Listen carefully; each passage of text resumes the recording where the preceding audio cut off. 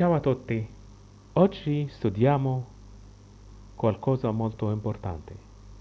Studiamo tante parole del gusto. Importante perché se siete in vacanza al ristorante, se volete ordinare un piatto speciale, se volete cambiare il gusto di un piatto, se conoscete tante parole sul gusto, sarà molto utile per voi. Vabbè, andiamo. Il gusto, il طعم, il طعم, il طعم.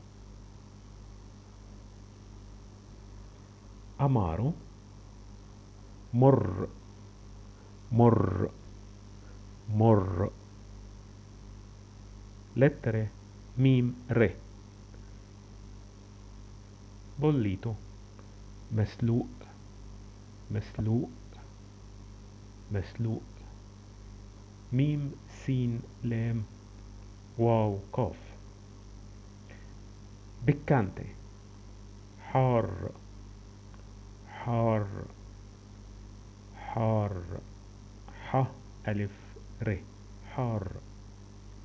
Fritto, مقلي, مقلي, مقلي. ميم قاف لام ي مقلي. Grigliato, مشوي, مشوي, مشوي. ميم شين واو ي. سلطة، مملح, مملح, مملح. ميم ميم لام ح. Satay di pollo, شيش طاووق, شيش طاووق, شيش طاووق. شيش شين ي شين طاووق ط ألف واو واو قاف. كباب، شاورما, شاورما, شاورما. شين ألف واو ر ميم ألف. Carni macinata, لحمة مفرومة, لحمة مفرومة, لحمة مفرومة.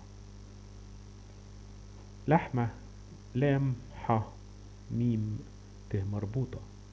مفرومة ميم ف ر واو ميم ت مربوطة. insapori، من غير طعم، من غير طعم، من غير طعم. من غير senza. insapori.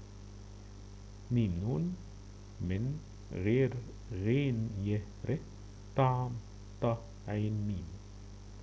دولتشي، حلو، حلو. او مسكر، مسكر. فريسكو، طازة، طازة، طازة. ط ألف زين ه.